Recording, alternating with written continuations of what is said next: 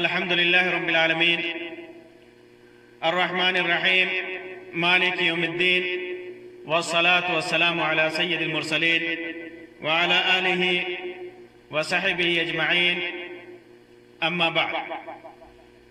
محترم سامعین و ناظرین، اکثر جو لوگ مزاروں پہ قبروں پہ جا کر زیارت کے نام پر اصحاب قبر سے استغاثہ، استمداد، مدد طلب کرنا،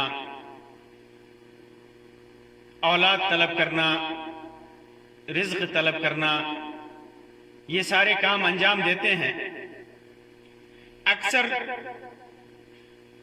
ان سے سنا جاتا ہے، اکثر وہ کہتے ہیں کہ ہم ان کی عبادت نہیں کرتے، ہم بزرگوں کی عبادت نہیں کرتے، ان کو اللہ تبارک و تعالیٰ کے ساتھ شریک نہیں ٹھہراتے،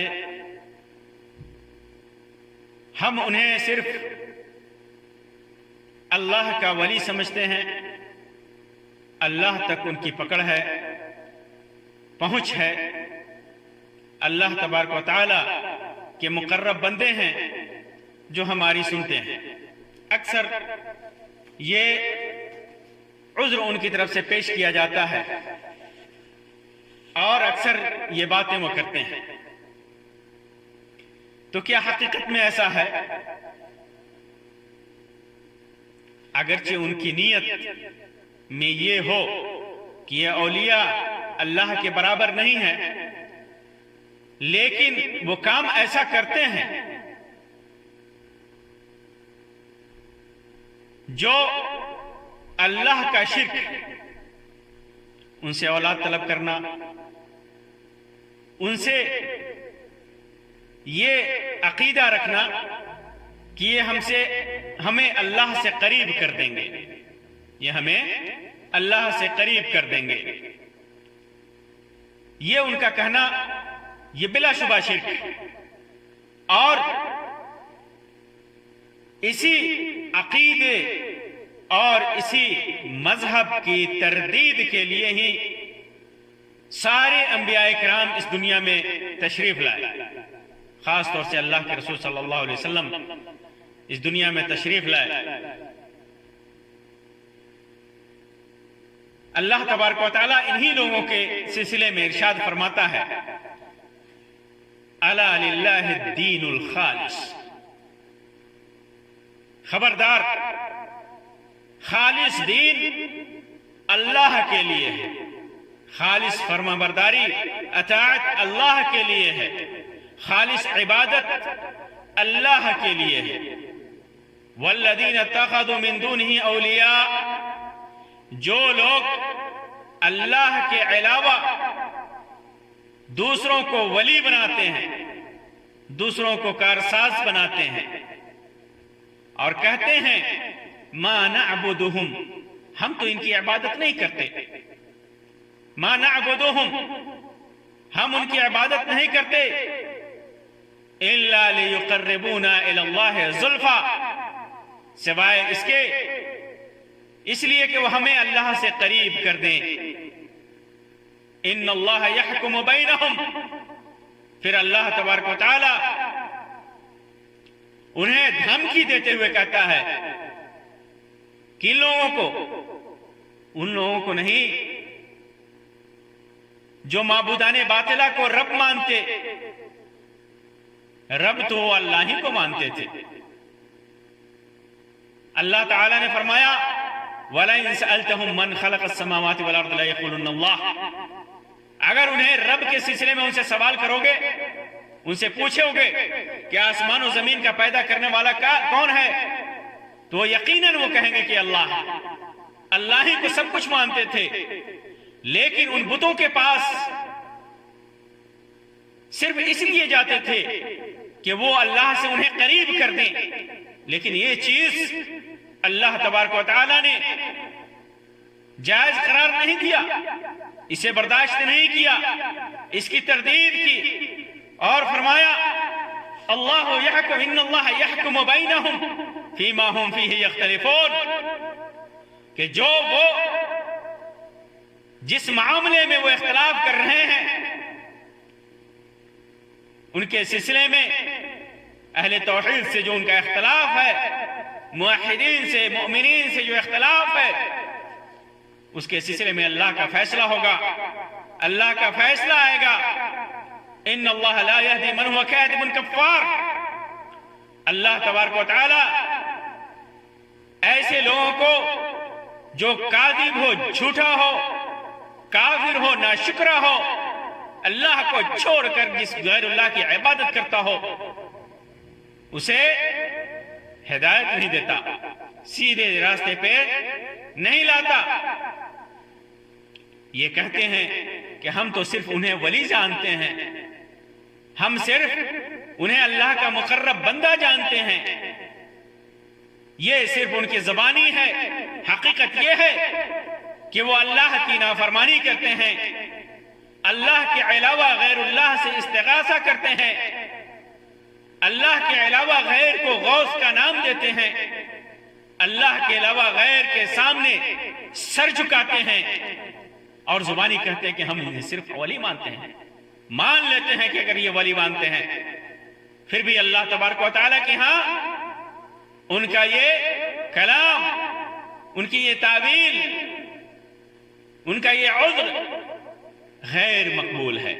اللہ تعالیٰ ایسے عذر کو قبول نہیں کرتا۔ آپ کیا سمجھتے ہیں مشرکین برے لوگوں کی عبادت کرتے ہیں؟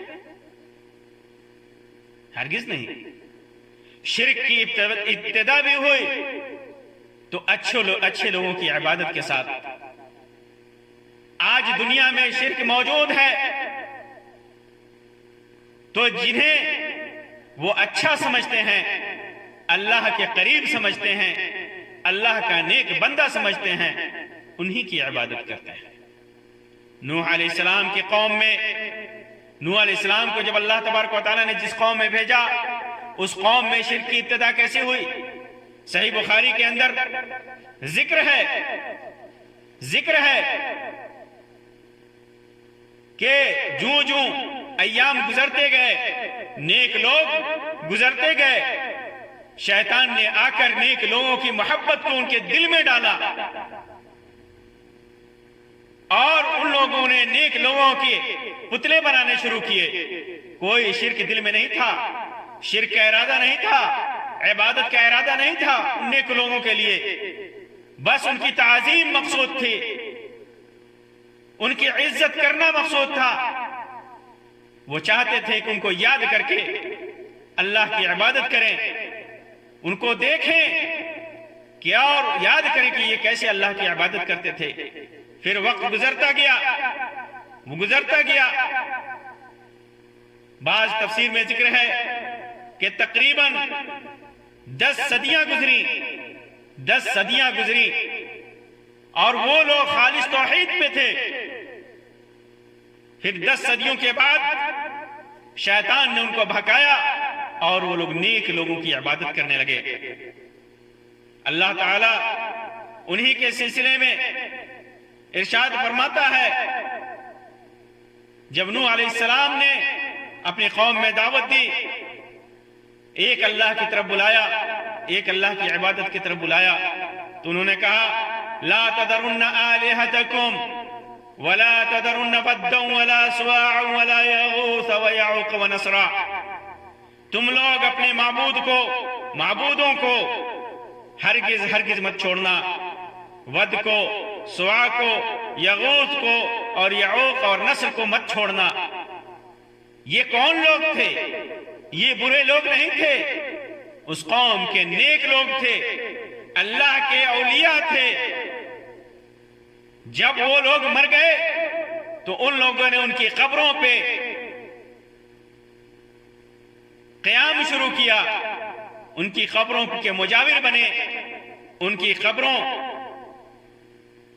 سے وہ لوگ آگے بڑھے اور پھر ان کی مورتیاں بنائیں اور پھر ان کی عبادت کرنے لگے، اور وہ اس طرح انہوں نے شرک کی ابتدا کی اور شرک میں مبتلا ہوئے۔ یہ نیک لوگ تھے، برے لوگ نہیں تھے، لیکن اس کے باوجود نوح علیہ السلام کی دعوت کو ان لوگوں نے ٹھکرا دیا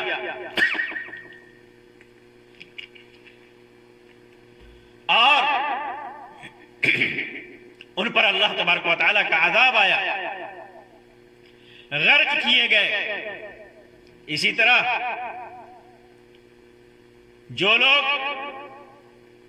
غیر اللہ میں فرشتوں کی عبادت کرتے ہیں، فرشتوں سے استغاثہ کرتے ہیں، فرشتے بھی اللہ کے نیک اور مقرب بندے ہیں۔ عیسیٰ علیہ السلام کی عبادت کرنے والے لوگ، ان کا بھی دعویٰ ہے کہ عیسیٰ علیہ السلام نبی ہیں، رسول ہیں، اللہ کے مقرب بندے ہیں۔ موسیٰ علیہ السلام کے سلسلے میں، عزیر علیہ السلام کے سلسلے میں ان لوگوں نے کا یہی نظریہ رہا، یہاں تک کہ ان لوگوں نے عبودیت کے درجے سے اٹھا کر کے الوہیت کے مقام تک پہنچا دیا۔ آج اللہ کے اولیاء کے سلسلے میں جو مشرکین کا عقیدہ ہے، آپ غور کیجئے کہ کس طرح وہ لوگ ان اولیاء کے سلسلے میں اپنا عقیدہ رکھتے ہیں۔ اولاد دینے کا عقیدہ، دنیا میں تصرف کرنے کا عقیدہ، ایک جگہ سے دوسری جگہ پہنچنے کا عقیدہ، غوث اعظم تک کا نام دیا گیا، اور ایسی ایسی کہانیاں جھوٹی جھوٹی گڑھی گئیں کہ علامان والحبیب مشرکوں میں بھی وہ عقائد شاید موجود ہوں، وہ عقیدے ایمان لا کر کے اسلام کا اقرار کر کے لوگوں نے گڑھے ہیں۔ اور قبروں کی زیارت کے نام پہ اصحاب قبر سے استمداد اور مدد طلب کرنا ایک عام سی بات ہو گئی ہے۔ آپ تعجب کریں گے، ایک بار ایک آدمی میرے پاس آیا، میں نے اسے توحید کی دعوت دی، مسلمان تھا، لیکن وہ کہتا ہے کہ آپ یقین کریں نہ کریں، میرے 2 بچے قبروں پر مزاروں پر جا کر مانگنے کی وجہ سے پیدا ہوئے۔ ہمارے علاقے میں ایک ایسا مزار ہے کہ آدمی جب وہاں جاتا ہے تو پھر جب مانگتا ہے تو اس کو اولاد نصیب ہوتی ہے اور ایک نشانی عطا ہوتی ہے، جسے پتہ چلتا ہے کہ صاحب مزار سے دعا کرنے کی وجہ سے یہ اولاد ہوئی ہے۔ تو میں نے کہا کہ میں اس کا انکار نہیں کروں گا کہ آپ کو شیطان مزار تک لے گیا، شیطان کو کس حد تک علم رہا کہ اس نے آپ کو بہکایا، کیسے بہکایا، آپ وہاں گئے، آپ وہاں سے آنے کے بعد آپ کی اولاد بھی ہوئی، کوئی انکار نہیں کر سکتا۔ لیکن آپ کیا یہ بتائیں گے ہمارے غیر مسلم بھائی مزاروں پہ مورتیوں کے پاس جاتے ہیں، دیوی دیوتاؤں کے پاس جاتے ہیں، مندروں میں جاتے ہیں، باباؤں کے پاس جاتے ہیں، اور عیسائی نصرانی یہ سب اپنے اپنے نظام کے مطابق اپنے اولیاء کے پاس جاتے ہیں، وہاں سے آنے کے بعد ان کو اولاد نصیب ہوتی ہے۔ تو کیا آپ یہ کہیں گے کہ وہ حق پر ہیں؟ انہوں نے کہا کہ میں ہرگز ہرگز نہیں کہوں گا کہ وہ حق پر ہیں۔ تو میں نے کہا کہ آپ میں اور اس میں کیا فرق ہے؟ فَبُهِتَ الَّذِي كَفَرَ، حیران پریشان ہو گئے، لیکن یہی کہہ کر کے چلے گئے کہ آپ اولیاء کو نہیں مانتے، آپ اولیاء کی عزت نہیں کرتے، اولیاء کی تکریم نہیں کرتے۔ میرے بھائیوں، سامعین و ناظرین، یہ اولیاء کی عزت نہیں ہے، یہ اولیاء کی شان کو بڑھانا ہے، اللہ تبارک و تعالیٰ کی شان میں گستاخی کرنا ہے، اللہ کی شان کو گھٹانا ہے، اللہ تبارک و تعالیٰ کے ساتھ شرک کرنا ہے۔ تو اگر یہ کوئی کہے کہ ہم ان اولیاء سے نہیں مانگتے بلکہ ان کو اللہ کا مقرب بندہ سمجھتے ہیں، کہ صرف ان کے پاس اس لیے جاتے ہیں کہ آخرت کی یاد آئے، ان کے پاس اس لیے جاتے ہیں کہ وہ ہمیں اللہ سے قریب کر دیں، تو سمجھ لیجئے کہ مشرکین مکہ بھی، وہاں مشرکین بھی یہی کہتے تھے جسے اللہ تبارک و تعالیٰ نے شرک قرار دیا اور شرک سے تعبیر کیا۔ اللہ تبارک و تعالیٰ سے دعا ہے کہ اللہ تبارک و تعالیٰ ہمیں ہر طرح کے شرک اور خرافات سے بچائے، اللہ تبارک و تعالیٰ چھوٹے بڑے ہر قسم کے شرک سے بچائے۔ آمین یا رب العالمین، وآخر دعوانا ان الحمدللہ رب العالمین، وصلی اللہ علی خیر خلق وسلم، والسلام علیکم ورحمۃ اللہ وبرکاتہ۔